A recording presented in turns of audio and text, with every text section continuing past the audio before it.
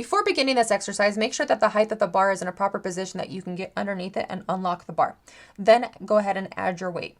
To get into the proper position, you're going to stand underneath the bar, lift it up, and twist the bar to unlock it. You're using the Smith machine, it's only going to move up and down. It's not going to move with you, so it's really important that we position your feet in the right position. That front foot should be slightly in front of the bar. If you start with your foot directly underneath the bar, you can see how it folds you in half. That's going to cause a lot of pressure in your low back, and you're not going to be able to feel this in your legs like you should. So you want to make sure when you're getting into position that you put your front foot slightly in front of the bar. This is going to cause a slight lean forward in your upper body, but that's also going to allow a good glute stretch on that front leg.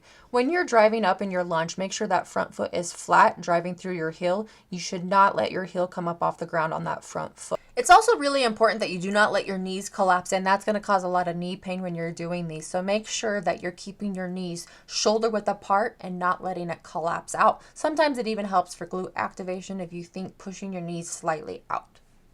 If you're new to the Smith machine, another side note about this machine is that you do not need to add clips because the bar is attached. It is not going to tilt and dump weight anywhere, so you do not need to add any clips to this machine.